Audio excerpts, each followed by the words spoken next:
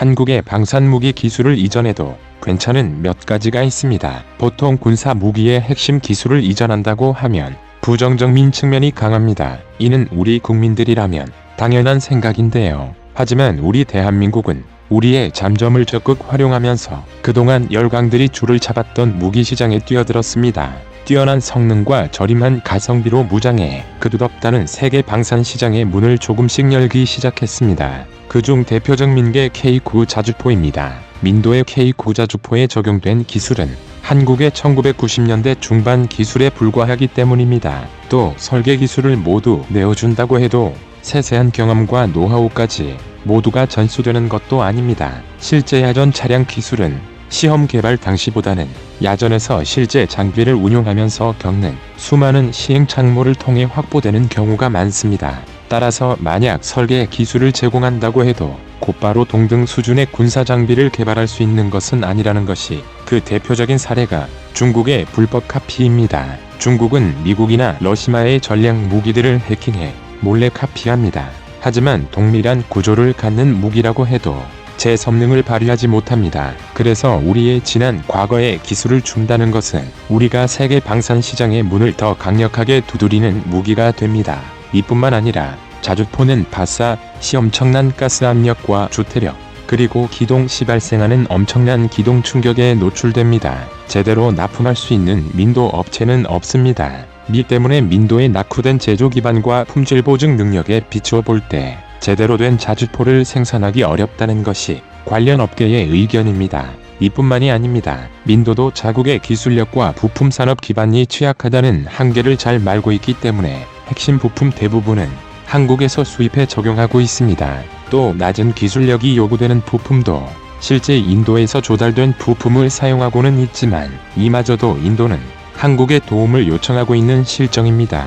세계 군 관계자들은 민도 국방부가 70억 달러를 투입해 AIP 추진기관과 수직 발사대를 갖춘 3,000톤급 재래식 잠수함 6척을 건조하는 P-75I 사업도 K9 자주포 사례처럼 진행될 것으로 전망하고 있습니다. 따라서 한국 업체의 접근법도 과거와 유사할 전망인데요. 앞에서 언급한 것처럼 해외 잠수함 사업자는 핵심적인 설계 기술을 모두 전수해야 합니다. 마직 비율은 점해지지 않았지만 민도 내부에서 상당수의 부품을 생산해 공급해야만 합니다. 다행히 한국 방산기업은 K9 자주포 사업을 통해 인도 현지 시장에 대해 상당히 배울 수 있었는데요. 그래서 한국의 대우조선해양도 현재 K9 자주포에 적용되었던 비슷한 방식을 통해 65%의 현지화율을 만족시키겠다는 계획입니다. 민도 방위사업청과 인도 해군도 이런 현실적 한계를 잘 알고 있기에 자국과 사업 수행 경험에 성공한 한국 업체를 선호할 수밖에 없다는 분석입니다.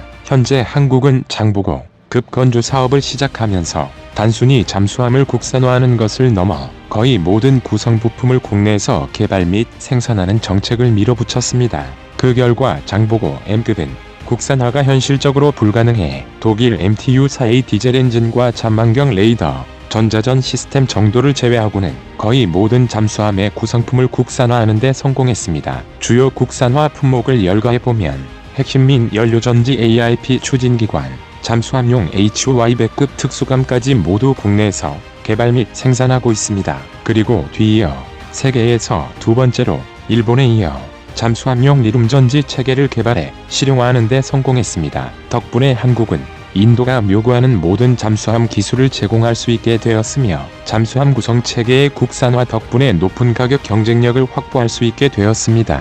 이렇게 확보된 자신감 덕분에 민도 P-75I 사업에 참여할 수 있게 된 것입니다. 민도는 과거 잠수함 도입 사업을 추진하면서 독일 TKMS-9HDW-4와 러시아 킬로급 잠수함에서 뼈아픈 교훈을 얻은 경험이 있습니다. 민도 해군이 1980년대에 도입한 209에서 1500톤급 잠수함은 독일 HDW-4가 건조한 209 시리즈 중에서 가장 대형함으로 전잠 64.4m에 수중 배수량은 1850톤입니다. 그러나 209급 도입 사업은 큰 함초를 만나게 됩니다. 209급 잠수함 사업 과정에서 민도 정치인들이 HDW-4에서 뇌물을 받았다는 부정부패 혐의가 제기되면서 사업이 중단된 것입니다.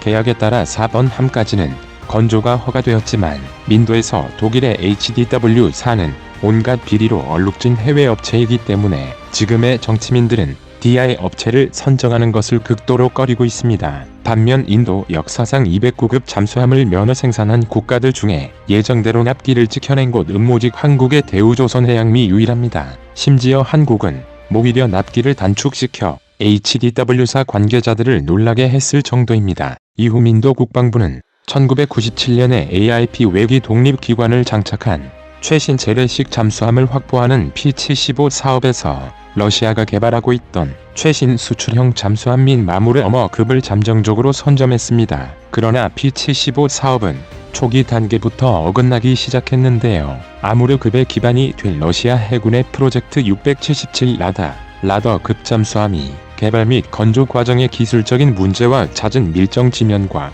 성능 미달로 인해 한척만 건조된 이후에 사업이 중단되어 버린 것입니다.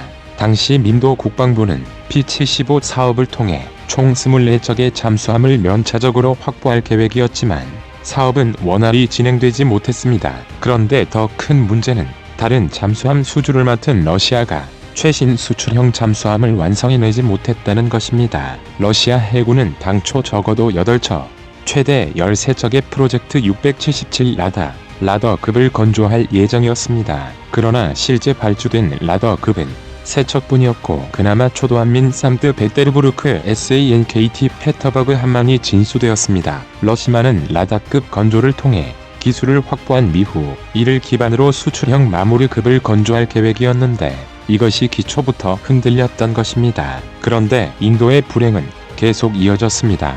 해외 도입한 러시아제 무기가 하나같이 문제를 일으켰기 때문인데요. 그래서 인도는 프랑스와 6척의 잠수함을 면허 생산하는 계약을 체결했습니다. 그런데 그마저 도초도한민 INS 칼바리 콜베리는 취역 예정일보다 5년이 지연되는 참사가 벌어졌습니다. 이렇게 취역이 늦어진 배경에는 인도 프랑스 사이의 기술제 공협 3부터 시작해 인도의 낙후된 조선 산업 기반으로 민의 품질 관리가 용이하지 않았기 때문입니다. 또 인도 내부에 생산된 일부 부품에 대한 품질 보증 문제까지 겹쳐져 취역이 수년이나 지연된 것입니다. 따라서 한국은 철저하게 인도형 K9 사업 사례를 학습해 인도와의 합작 사업에서 부품 조달 품질 관리, 납기 준수, 사업 관리, 사후 관리 등 철저한 대비를 추진하고 있습니다. 2010년 2월 민도는 창정비를 위해 항구로 들어온 킬로급 S-63 신두락세함이 도크에서 수리 도중에 폭발해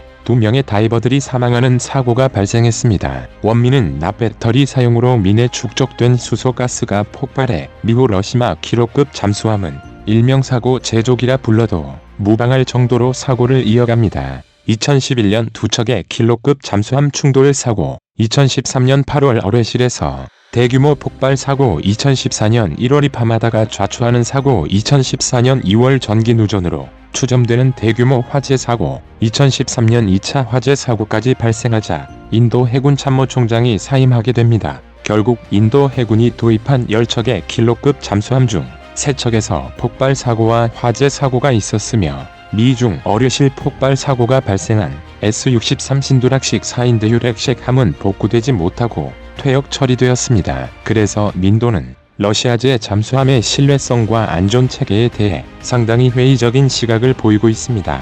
즉, 경쟁업체로 나선 프랑스 나발그룹과 독일 TKMS-9HDW4는 수년이나 지연되는 납기 지면 문제가 발생했고, 러시아는 총체적 만정성과 신뢰성 문제로 경쟁 입찰에서 낙마할 가능성이 높습니다. 결국 인도 해군의 희망 선택지는 스페민 나반티아와 한국의 대우조선 해양으로 압축이 됩니다. 그런데 과거 인도 국방부는 한국 방산업체들의 사업 관리 능력과 납기 준수에 탄복한 경험이 있습니다. 반면 스페인 나반티아는 아직 검증이 되지 않았다는 지침적인 약점이 있습니다. 이런 이유들 때문에 민도 해군이 70억 달러 한화 7조 8천억 원에 달하는 예산으로 재래식 잠수함 6척을 민도 조선소와 합작해 건조하는 사업과 관련한 사실적 배경과 객관적 평가들입니다. 과거 한국에서도 2000년대 초반까지는 인도와 비슷한 국산화 정책을 채택해 58% 부품 국산화물을 높이려 했었습니다. 그런데 당시 한국 업체들도 기술력이 부족한 핵심 부품은 수입해 납품하고 국내에서 생산되는 외장 케이스와 기타 단순 부품만을 직접 생산하는 방법을 통해 사업이 요구하는 국산 화물을 충족시켰습니다. 당시 정부도 한국 업체들의 기술적 한계를 잘 알고 있었기 때문에 더는 어쩌지 못했던 것이 사실입니다. 하지만 지금의 바미사업청은 전략적으로 부품 국산화가 필요한 경무, 계약으로 관여하는 것이 아니라 부품 국산화 개발 비용을 지원하면서 국내 방산기업들의 국산화를 유도하고 있습니다. 그리고 동시에 생산업체에게 일정한 도입 수량을 약속하는 방법을 통해 반면 현재 인도는 개발도상국이고 사업 운용 경험이 부족한 탓에 경제 원리를 도외시한 국산화 정책을 밀어붙이고 있습니다. 따라서 인도 업체들이 부품 국산화율을 충족시키고 자사의 이익을 추구하기 위해 형편없는 부품을 납품할 수도 있습니다. 때문에 인도에 파견된 한국 기술자들은 그 무엇보다도 납품된 한국산 무기의 인도산 부품의 품질을 확인하고 관리하는 것에 온 신경을 집중하고 있습니다. 그리고 이를 제대로 달성해낸 외국 방산업체는 인도 역사상 한국 업체가 유일합니다. 그래서 지금 한국은 인도 잠수함 사업에 한국의 진한 기술을 이전하면서 다른 나라들과는 차별화된 전략으로 한국의 새로운 역사를 지금 쓰고 있습니다.